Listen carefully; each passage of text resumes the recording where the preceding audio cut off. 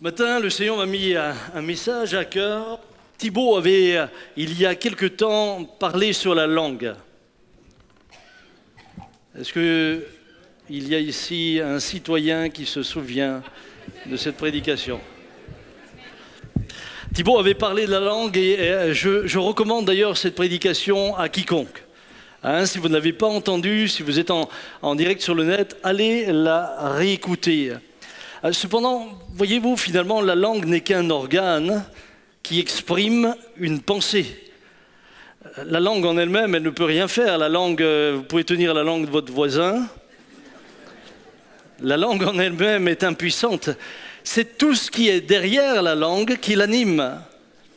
Et il me semblait important d'aborder la puissance de nos pensées, car finalement, comme le dit l'Écriture, ce que le cœur est rempli, la bouche en déborde. Nos bouches débordent toujours de ce que notre cœur est rempli. Par exemple, chez moi, ma bouche déborde toujours de louanges pour mon épouse, parce que le cœur est rempli d'affection.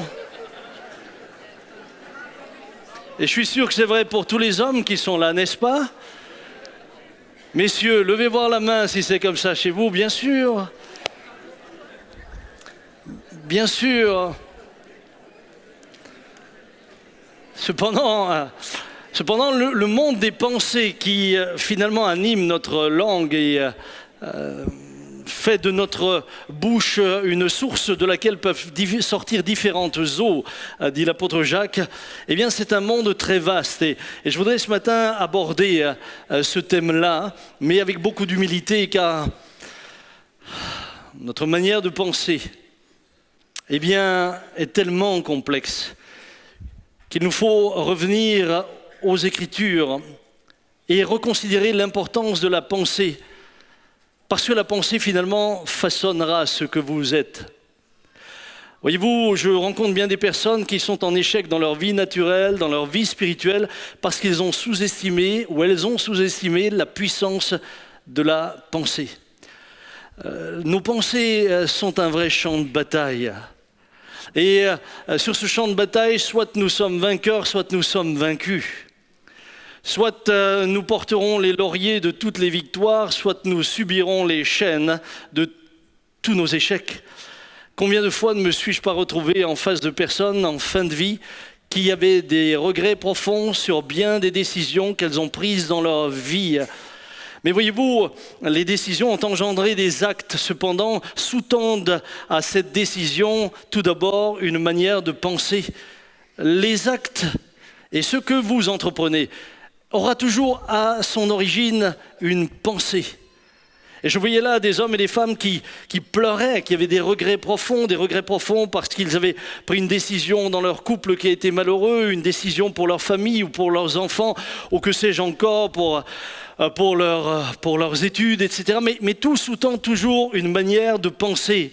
Et c'est pour cela que la pensée est quelque chose de puissant. Lorsque l'apôtre Paul parle du combat spirituel, il ne parle pas seulement du combat spirituel dans les airs, il parle aussi du combat spirituel dans nos pensées. Et c'est pourquoi il dit par ailleurs que nous sommes amenés à emmener toutes nos pensées captives à l'obéissance de Christ.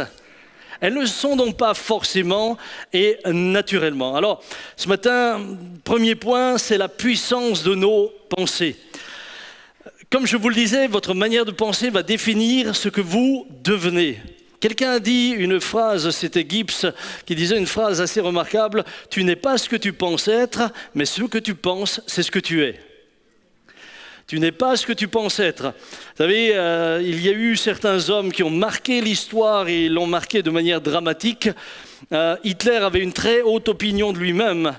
Il pensait être un génie, il pensait être finalement un politicien hors pair. En fait, sa manière de penser a fait de lui un monstre. Tu n'es pas ce que tu penses être, mais ce que tu penses, c'est ce que tu es. Le livre des Proverbes nous dit la chose suivante, au chapitre 23. « Ne mange pas le pain, au verset 6, de celui dont le regard est malveillant, et ne convoite pas ses friandises, car il est comme les pensées de son âme.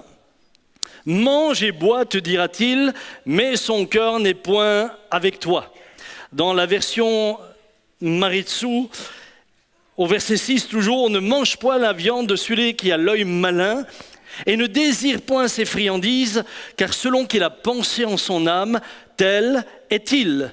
Il te dira bien, mange et bois, mais son cœur n'est point avec toi. Et je voudrais prendre encore la version second révisée. Ne mange pas le pain de celui dont le regard est mauvais et ne désire pas ses friandises, car il est tel que sont les arrière-pensées de son âme. Mange et bois, te dira-t-il, mais son cœur n'est pas avec toi. Ce proverbe exprime clairement ce que la pensée produit sur nous et ce qu'elle produit sur nous dans le temps. Vous savez, il y a ce qu'elle peut produire sur nous dans l'immédiat, mais il y a aussi ce qu'elle va produire sur nous dans le temps, ce qu'elle va façonner. Ce matin, je ne peux projeter les pensées de personne sur cet écran. Et tout le monde se dit « ouf ». Mais j'aimerais vous dire une chose, c'est qu'au bout d'un moment, votre manière de penser va se traduire par votre manière d'être. En fait, vous allez incarner vos pensées dans votre manière de vous comporter, votre manière de parler, votre manière de diriger votre vie. Vos pensées vont s'incarner. Je ne peux pas les projeter, mais vous devenez ce que vous pensez. Parce que la pensée, nous amène à l'action. Et quelqu'un avait cette belle citation, vous savez, semez une pensée, vous récolterez une action. Semez une action, vous récolterez une habitude. Semez une habitude, vous récolterez un caractère. Semez un caractère et vous récolterez une destinée. C'est pas pour rien que l'Écriture insiste sur la pensée. La pensée est la source de notre comportement. Maîtrisez la source et vous maîtrisez le cours de votre vie. Maîtrisez la source et vous maîtriserez le cours de votre vie. C'est indéniable. Mais si vous n'avez pas conscience de la puissance de vos pensées, si vous n'avez pas conscience de l'enjeu des pensées, vous allez vous retrouver à faire des choses que vous regretterez. Très souvent, nous essayons d'apporter une solution aux conséquences, mais non pas à la racine. Vous savez, il y a énormément de gens qui essayent de changer parce qu'ils se rendent compte que les conséquences de ce qu'ils font sont mauvaises. Un homme qui boit se rend compte que le fait de boire est mauvais. Mais s'il ne change pas et ne transforme pas sa manière de penser et la racine même de ce qui l'emmène à boire, il continuera toujours à boire. Il pourra s'arrêter pendant un temps, mais au bout d'un moment, il retournera à ce qu'il a rejeté. Ésaïe dira, car mes pensées ne sont pas vos pensées, et vos voix ne sont pas mes voix, dit l'Éternel, au chapitre 55, verset 8. En clair, si nous suivons les pensées de Dieu, nous serons dans les voies de Dieu. D'autre part, si nous suivons nos propres pensées, de manière très naturelle, nous nous éloignerons de la volonté de Dieu. Et nous pouvons faire ce que nous voulons. Vous savez, c'est implacable. C'est toujours comme ça. Je l'ai vérifié maintenant, non seulement dans ma vie, mais dans la vie de milliers de personnes que j'ai rencontrées au travers de ces 32 ans de ministère. Je l'ai vu dans la vie d'intellectuels, je l'ai vu dans la vie de l'ouvrier, je l'ai vu dans la vie du pauvre comme dans celle du riche, dans la vie de l'homme comme celui de la femme. C'est implacable. Lorsque tu suis tes propres voies t'éloignent toujours de celle de Dieu. Toujours. Toujours, tôt ou tard, d'une manière ou d'une autre. Alors, la question qui se pose, nous comprenons que nos pensées nous façonnent, nous comprenons qu'elles sont puissantes, nous comprenons qu'il est essentiel de les maîtriser, mais finalement, quelle en est la source? Et c'est mon deuxième point. Quelle est la source de nos pensées? Lorsque vous lisez la Bible, vous vous rendez compte que le cœur est la source de nos pensée, le cœur. Écoutez ce que dit Salomon. Il dit « Garde ton cœur plus que toute autre chose, car de lui viennent les sources de la vie. » Dis à ton voisin « Garde ton cœur plus que toute autre chose. » Il ne te dit pas « Va voir le cardiologue. » Vous savez, c'est fou ce qu'on se donne toujours de bons conseils pour le cœur physique. Vous avez remarqué? On s'exhorte les uns les autres. Par exemple, à papa Jean, je dis, papa, le shpak, c'est pas bon pour ton cœur, ça fait du cholestérol. Le lard, pardon. Le lard. Oui, shpak, c'était en grec ancien. Très ancien. Là. Et bien sûr qu'on veille sur notre condition physique et puis on s'exhorte les uns les autres, fais attention, c'est pas bon pour ton cœur, etc. On parle rarement à notre prochain quant à son cœur, qui finalement est la source de ses pensées. Et là, Salomon dit, lui, il dit, mais veille sur ton cœur plus que sur toute autre chose, car de lui viennent les sources de la vie. C'est-à-dire que votre vie va être irriguée par ces différentes sources. Mais suivant la source qui sort de votre cœur, eh bien vous empoisonnez votre vie. Et la vie d'énormément de gens, et la vie d'énormément de couples et d'énormément de familles a été empoisonnée. Que dit Jésus ? Jésus dit dans Marc 7, 21, « Car c'est du dedans, c'est du cœur des hommes que sortent les mauvaises pensées, prostitution, vol, meurtre, adultère, cupidité, méchanceté, ruse, dérèglement, regards envieux, blasphème, orgueil, folie. Toutes ces choses mauvaises sortent du dedans et rendent l'homme impur. » Chacun peut comprendre que lorsque le cœur devient une source comme celle qui vient d'être énumérée, la personne va être façonnée d'après ce qu'elle pense. Chacun peut comprendre que l'adultère, dans sa manière de penser, eh bien, va orienter sa vie et automatiquement va détruire tout ce qu'il touche, tout ce qui concerne la construction eh bien, de relations affectives, parce qu'il fonctionne ainsi, parce qu'il pense ainsi. Il est façonné de cette manière-là. Que symbolise le cœur dans la pensée biblique ? Et là, j'aimerais que vous soyez bien attentifs. Parce que de votre compréhension de cela dépend aussi tout le reste. Lorsque la Bible nous parle du cœur, dans les termes hébreux, de quoi nous parle-t-elle ? Dans le terme grec, de quoi nous parle-t-elle ? Dans l'Ancien Testament, le terme qui désigne l'organe physique pour le cœur est employé souvent de manière très métaphorique, c'est-à-dire comme une image, mais avec un jeu de sens assez différent de celui auquel nous sommes habitués. Il peut évoquer les sentiments, comme le mot cœur en français, mais il ne faut pas l'entendre par opposition à la raison. C'est-à-dire que dans l'hébreu, le cœur n'est pas opposé à la raison ou n'est pas juste le siège des sentiments. On ne peut pas rejoindre Pascal lorsqu'il dit « le cœur a ses raisons que la raison ne connaît pas ». Ce n'est pas ça la pensée hébraïque du cœur. Au contraire, il est souvent parlé et employé pour parler de l'intelligence même. Quand on parle du cœur, le terme « cœur » dans l'écriture et dans l'hébreu est souvent employé pour parler de l'intelligence même. Foncièrement, en hébreu, le cœur représente ce que l'on peut et ce que vous pouvez appeler l'intériorité, c'est-à-dire le lieu de la décision. C'est dans le cœur que se prend la décision. Ne dit-on pas parfois que le cœur du commandement est à tel et tel endroit ? C'est le cœur de la décision. Ce n'est pas juste le lieu des émotions, etc. Lorsque la Bible dit, par exemple, avoir le cœur endurci, ça signifie non pas seulement être cruel ou impitoyable ou égoïste ou tout ce que vous voudrez, mais plutôt être entêté et obstiné. Et c'est différent.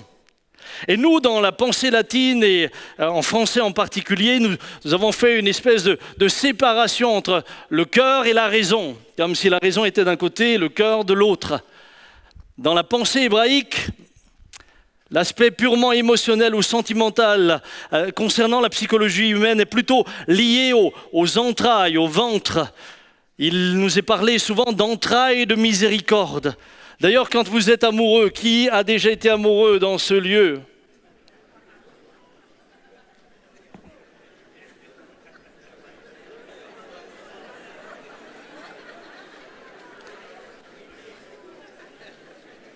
Écoutez, la prochaine prédication sera sur l'amour, ce que c'est, comment ça se présente. Wow, quand tu es amoureux, une expression dit « j'ai des papillons dans le ventre ». Vous avez déjà entendu ça ? Je trouve ça joli, j'ai des papillons dans le ventre. Tu as l'impression que tout en toi fait comme ça. Moi, c'était comme ça quand j'ai vu Dominique pour la première fois. D'abord, c'était comme dans les Tex Avery. Vous savez, les Tex Avery, vous avez les yeux. Pah! Et après, en moi, il y avait quelque chose de bizarre. j'étais léger, et quand je pensais à elle, là, tout faisait ouf. D'ailleurs, ça a commencé à faire ouh avant que je pense. J'ai pas eu le temps de penser. Moi, j'ai pensé après avoir dit oui.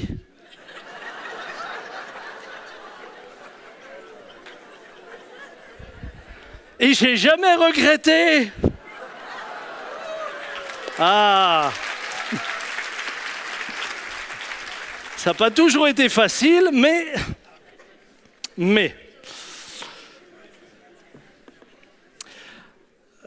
l'utilisation du terme cardia en grec, donc dans le Nouveau Testament, rejoint la pensée hébraïque. C'est-à-dire que, par exemple, on a traduit le texte « Tu aimeras le Seigneur ton Dieu de tout ton cœur », c'est-à-dire de toute ton âme, de toute ta pensée et de toute ta force. C'est-à-dire de toute ton âme, de toute ta pensée et de toute ta force. Il comprend toutes les dimensions de la personnalité humaine, autant les émotions, les sentiments, que l'intelligence, la réflexion et la pensée. Maintenant que nous avons bien situé le cœur, comment pensons-nous? Comment pensons-nous? Vous savez, toutes ces questions, je me les suis posées pendant que j'ai préparé ce message. Mais finalement, comment pensons-nous? Et j'ai trouvé qu'il était intéressant de retourner à la genèse des choses pour comprendre comment nous pensons. Comment pensait-il dans le jardin d'Éden? Comment, finalement, se construisait la pensée dans le jardin d'Éden? Lorsque vous regardez dans la Genèse et à l'origine, dans Genèse 1, verset 26, Dieu dit « Faisons l'homme à notre image ». Encourage ton voisin en disant « Mais tu as été fait à l'image de Dieu ». Faisons l'homme à notre image, selon notre ressemblance, pour qu'il domine sur les poissons de la mer, sur les oiseaux du ciel, sur le bétail, sur toute la terre et sur tous les reptiles qui rampent sur la terre. Alors tout d'abord, ce qui est intéressant, c'est que le terme « image » en hébreu désigne l'intelligence de l'esprit. Lorsqu'il dit « faisons l'homme à notre image », il dit en d'autres termes « faisons-le avec l'intelligence de l'esprit ». Et puis, lorsque vous continuez et que vous lisez « selon notre ressemblance », le terme hébreu pour ressemblance désigne la faculté de juger librement de toute chose. Et c'est en cela que nous sommes à l'image de Dieu. Nous sommes des êtres qui avons été dotés d'intelligence et qui sommes capables de décider librement de ce que nous allons entreprendre. C'est en cela que nous sommes l'image de Dieu. Bien sûr que l'intelligence de Dieu est bien plus grande encore que la nôtre, mais il nous a dotés, il nous a créés intelligents. Est-ce que vous avez des doutes? Non, il y en a 3 qui crient Amen, les autres... Il vous a créé intelligent, c'est vrai. Mais même moi, vous savez, c'est vrai que j'étais pas, à l'école, j'étais pas une terreur. Je vous l'ai déjà dit, il y en a qui poursuivent les études, d'autres sont poursuivis par les études. Moi, j'étais dans la 2e catégorie. Mais je sais qu'il m'a créé intelligent. C'est un fait. Et puis, il m'a créé non seulement intelligent, mais avec la faculté de juger librement de toutes choses. C'est formidable. C'est formidable. Quel qu'a été notre parcours? Waouh, il est bon pour moi de savoir, mais j'ai été créé intelligent, avec une faculté de juger de toutes choses. Moi, ça me fait du bien. Malgré les remarques dans le bulletin, vous savez, moi, on m'a fait toutes sortes de remarques dans le bulletin. Mes parents, ce qui les intéressait, ce n'était pas la note, c'était la remarque. Et c'est comme ce gamin qui était à l'école. Vous savez, un gamin qui était à l'école, et puis il était mauvais en maths, mais mauvais. Je crois qu'il s'appelait Samuel. Et puis, il reçoit son bulletin, et là, en maths, il était écrit 20 sur 20. Ah, lui-même, il...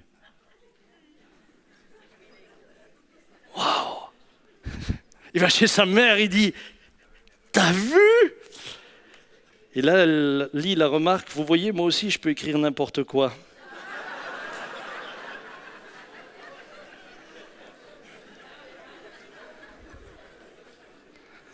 Oh détresse, quand tu nous saisis.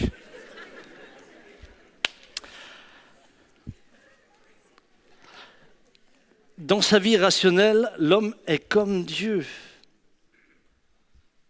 Il a été doté de la capacité de raisonner, de réfléchir, de penser. Et il est dans ses émotions. Dieu a des émotions. Dieu aime l'homme. Dieu aime l'homme.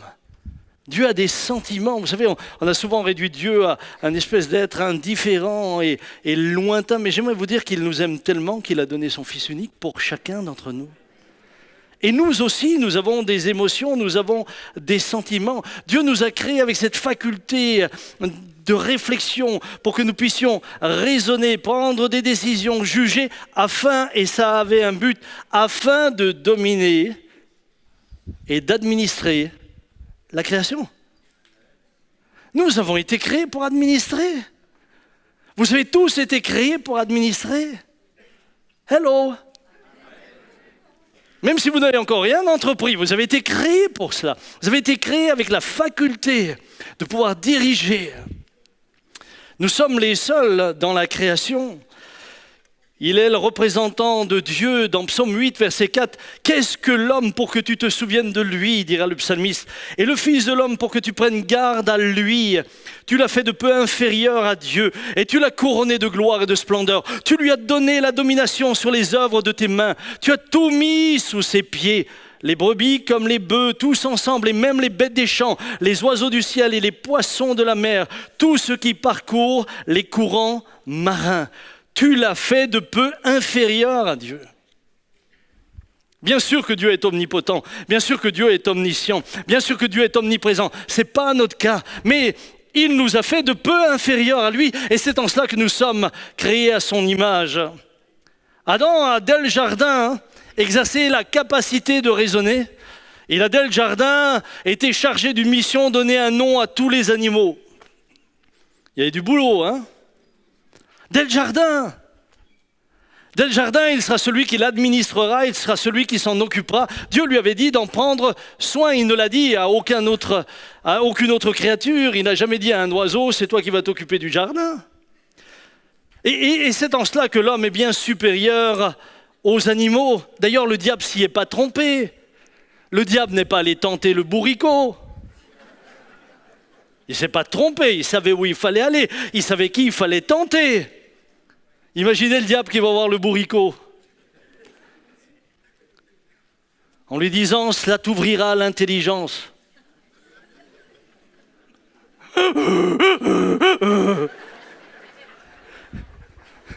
Là, il lui dit, t'as pas une carotte, ça m'intéresse plus. Non, le diable ne s'est pas trompé. Il n'est ni allé vers le bourricot, ni vers le singe. Il est allé vers celui qui était créé à l'image de Dieu.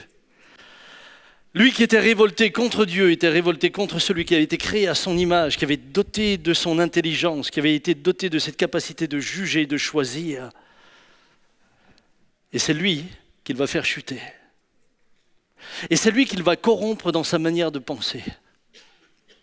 Et c'est lui qu'il va détourner de ce que Dieu voulait pour lui. Il lui laisse croire un mensonge. Et je reviendrai avec vous. Et à partir de ce moment-là, toute la pensée et la capacité de penser de l'homme va finalement s'obscurcir. Elle va se troubler. Dans le jardin d'Éden, la capacité de raisonnement d'Adam et d'Ève était parfaite, pure, sainte. Aucune mauvaise motivation, aucun mauvais sentiment, rien dans leur réflexion. Rien dans leur réflexion ne laissait place au péché. Rien, absolument rien. Et soudain vient la tentation, et nous le verrons ensemble un peu plus tard. Et leurs pensées vont s'obscurcir. C'est pourquoi si je pose la question, comment ont-ils pensé à l'origine? C'est pour vous dire qu'aujourd'hui nous pensons, nous aussi bien sûr, nous restons dotés de ce que Dieu nous a donné. Nous restons à l'image de Dieu, mais cette image a été dégradée par l'œuvre que Satan a fait en venant tenter Ève puis Adam. Pour la première fois, Adam et Ève vont avoir une pensée corrompue à un tel stade qu'ils vont être séparés de Dieu. Ils ne vont plus pouvoir être en communion, ils vont devoir sortir du jardin, ils vont être coupés de la présence de Dieu. Et je voudrais vous emmener là à quelque chose d'extrêmement important. C'est la chute de l'homme qui l'a éloigné du jardin. Mais si vous avez bien compris le sens hébreu du terme cœur, alors vous avez aussi compris que le cœur de l'homme fut brisé à ce moment-là. Nous, très souvent, quand on parle des cœurs brisés, on parle de cœur brisé parce qu'au niveau affectif, il s'est passé quelque chose et notre cœur a été brisé. Elle m'aimait, elle ne m'aime plus, mon cœur est brisé. Il m'a dit quelque chose de désobligeant, il m'a déshonoré, mon cœur est brisé. Lorsque le cœur a été brisé, c'est la manière de raisonner qui a été brisée. C'est la manière d'administrer qui a été brisée. C'est la manière de juger qui a été altérée. Lorsque le cœur a été brisé, c'est tout ce qui a été fait à l'image de Dieu qui a été brisé. Jésus dira plus tard, et nous y reviendrons, « Je suis venu pour guérir ceux qui ont le cœur brisé ». Et ce message n'est que le premier, j'en ferai un second, dans lequel je voudrais parler de la restauration de la pensée. Mais il est important pour moi que nous comprenions déjà que lorsque le cœur est brisé, c'est toute notre manière de penser qui a été altérée, qui a été changée. Au départ, il n'en était pas comme cela. Et vous le verrez, plus j'avance, plus ça deviendra clair.